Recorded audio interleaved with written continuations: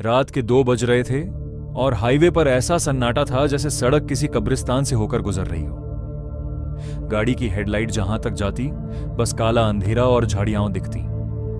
तभी दूर एक हल्की सी पीली रोशनी में राजपूत शुद्ध शाकाहारी ढाबा दिखाई देता है। भूख से मेरा पेट मरोड़ रहा था तो सोचा रुक जाता हूं। ढाबा पुराना था, तिरपाल हवा में फड़फड़ा रही थी, पर वहां की वो खुशबू ऐसी थी कि लार टपकने लगे।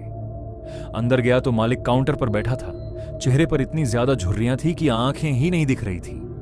उसने बस एक मुस्कान दी और कहा, साहब आज का खास मीट चखिए, रूह तक संतुष्ट हो जाएगी। मैंने मटन और लच्छा परांठा ऑन ऑर्डर किया।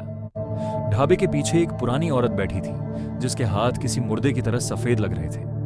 वो बिना आग के एक बड़े पतीले को बड़े लकड़ी के डंडे से चला रही थी और कुछ गुनगुना रही थी। पास ही 3 छोटे बच्चे अंधेरे में एक दूसरे का हाथ पकड़कर गोल गोल घूम रहे थे, बिना किसी शोर के। खाना आया तो स्वाद ऐसा था जो मैंने अपनी पूरी जिंदगी में नहीं चखा था। इतना नरम मांस, इतना रसीला। पर जैसे ही मैंने तीसरी निवाला ली, जीभ पर कुछ नुकीला सा टकराया। मैंने उसे बाहर निकाला। वह एक दांत था जिस पर सोने का कैप चढ़ा हुआ था। मैं पूरी तरह से डर गया। यह वही दांत था जो मेरे गायब हुए दोस्त अमित का था। अचानक वो जो बच्चे खेल रहे थे वो मेरे एकदम पीछे आकर खड़े हो गए।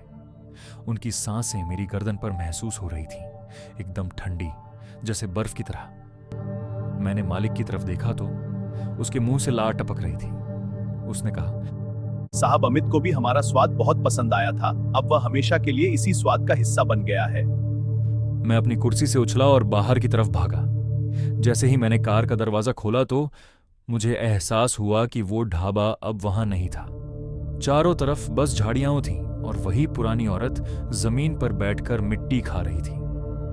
मैंने पागलों की तरह कार स्टार्ट की, 2 बार, 3 बार, और तभी रियर व्यू मिरर में मैंने देखा तो पिछली सीट पर अमित बैठा था।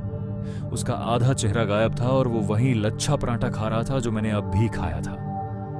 उसने धीरे से मेरे कान में फुसफुसाया, भाई थोड़ा और छक ले, मां को नया मसाला चाहिए।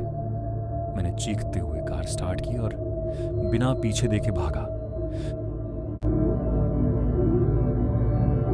10 किलोमीटर तक गाड़ी भगाई, पर जैसे ही सामने देखा मेरी चीख निकल गई। वही पीली रोशनी, वही राजपूत ढाबा फिर से सामने खड़ा था।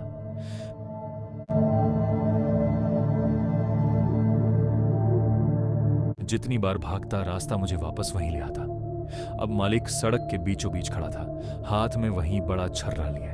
वो मुस्कुराया और बोला, यहाँ से रास्ता बाहर नहीं जाता साहब, रास्ता पेट के अंदर जाता है। आज भी जब मैं सोता हूं मुझे वही खुशबू आती है, पके हुए इंसानी मांस की, और मुझे पता है कि किसी न किसी रात वो ढाबा मेरे घर के बाहर भी खड़ा होगा।